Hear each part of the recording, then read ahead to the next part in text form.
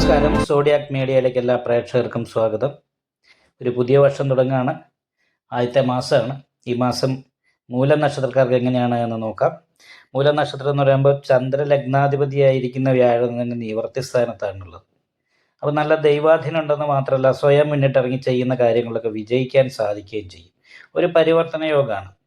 കാരണം ലഗ്നാൽ ഏഴാം നിവർത്തി സ്ഥാനാധിപതി ലഗ്നത്തിലും ലഗ്നാധിപതി നിവർത്തി സ്ഥാനത്തും പരിവർത്തന യോഗം ചെയ്തു നിൽക്കുന്നുണ്ട്. ഏറ്റവും നല്ല അനുകൂലമായിരിക്കുന്ന ഗുണഫലങ്ങൾ അനുഭവിക്കാനൊക്കെ യോഗമുള്ള ഒരു മാസമായിട്ടാണ് ഇത് കാണുന്നത്, ജനുവരി മാസം. അതേപോലെ തന്നെ ഉച്ചാരോഹിയായിട്ടാണ് പൂർവ്വ പുണ്യസ്ഥാനാധിപതിയായിരിക്കുന്ന ചൊവ്വയും ലഗ്നത്തിൽ നിൽക്കുന്നത്. ലഗ്നാൽ രക്ഷാസ്ഥാനത്ത് രംഗായോഗം ചെയ്ത ആദിത്യനും ശുക്രനും ഉണ്ട്. ഇഷ്ടസ്ഥാനത്താണ് രാഹു. പക്ഷേ 4-ാം ഭാവത്തിൽ ശനിയാണ്. അപ്പോൾ 4-ാം ഭാവത്തിൽ ശനി എന്നാൽ വീട് വിട്ട് നിൽക്കാനിട വരിക, വീട്ടിൽ നിൽക്കുന്ന സമയത്ത് സന്തോഷിക്കുമ്പോൾ പെട്ടെന്ന് ടെൻഷൻ എന്ന് പറയുന്നൊരവസ്ഥ ഉണ്ടാകുക, വീട് നിന്ന് വിട്ട് മറ്റു സ്ഥലത്ത് നിന്ന് തൊഴിലെടുക്കുകയൊക്കെ ചെയ്താൽ നല്ല ഉയർച്ച അഭിവൃദ്ധി ഉണ്ടാകുകയും ചെയ്യും. അപ്പോൾ അങ്ങനെ ഉള്ള കാര്യങ്ങൾക്ക് യോഗമുള്ളൊരു സമയമാണ്.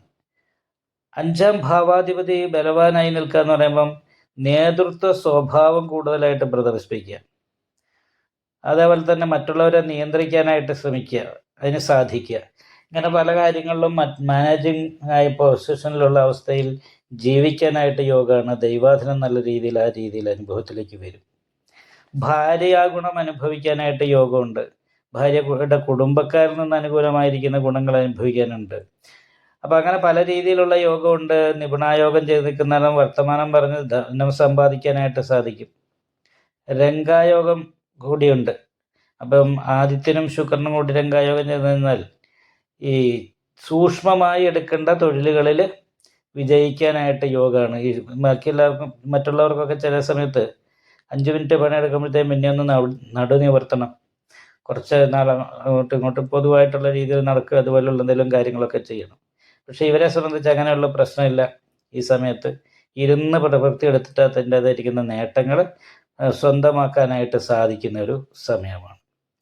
പിന്നെ 15-ാം തീയതിക്ക് ശേഷം ഉച്ചബലവാനായിട്ടാണ് രക്ഷാസ്ഥാനത്ത് ചൊവ്വ വരുന്നത്. അപ്പോൾ ഉച്ചബലവാനായിട്ട് ചൊവ്വ വരുമ്പം സ്വന്തം വാക്കിന് വില ഉണ്ടാകുക, സാമ്പത്തികമായിട്ടുള്ള നേട്ടങ്ങൾ ഉണ്ടാകുക, എന്ത് പ്രവൃത്തിയും യുദ്ധം ചെയ്ത് എന്ത് പ്രശ്നങ്ങളും നേടിയെടുക്കാനായിട്ട് സാധിക്കുക. ഇങ്ങനെയുള്ള കാര്യങ്ങളൊക്കെ യോഗമുള്ള ഒരു മാസമായിട്ടാണ് കാണുന്നത്. ബുധൻ 17-ാം തീയതി അതേപോലെ തന്നെ 2-ാം ഭാവത്തിൽ രക്ഷാസ്ഥാനത്തേക്ക് വരും. അപ്പോൾ അങ്ങനെ ബുധൻ്റെ ഒരു യോഗം 2-ാം ഭാവത്തിലേക്ക് വരുമ്പോൾ കുടുംബ സംബന്ധമായിരിക്കുന്ന സുഖം അനുഭവിക്കാനും സുഹൃദ്ഗുണം അനുഭവിക്കാനും ഒക്കെ യോഗം വരുന്നതാണ്.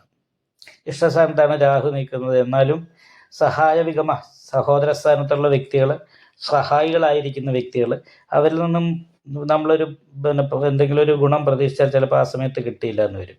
പിന്നെ വീട്ടിൽ നിൽക്കുമ്പോൾ അലസതയും ക്ഷീണവും തടസ്സങ്ങളും തലവേദനയൊക്കെ ഉണ്ടാകാൻ സാധ്യതയുണ്ട്. അപ്പോൾ അയ്യപ്പ ക്ഷേത്രത്തിൽ നീരാഞ്ജനം വഴിപാട് ചെയ്യുക, അതേപോലെ ശിവക്ഷേത്രത്തിലും യഥാശക്തി വഴിപാട് ചെയ്യുക. നല്ല രീതിയിൽ പ്രാർത്ഥിച്ചാൽ ഈ മാസത്തിലെ ഏറ്റവും നല്ല അനുകൂലമായിരിക്കുന്ന ഗുണഫലങ്ങളും സാമ്പത്തികമായിരിക്കുന്ന നേട്ടവും അനുഭവിക്കാൻ മൂലം നക്ഷത്രത്തിന് സാധിക്കും. അഭിപ്രായങ്ങൾ കമന്റ് ചെയ്യാം.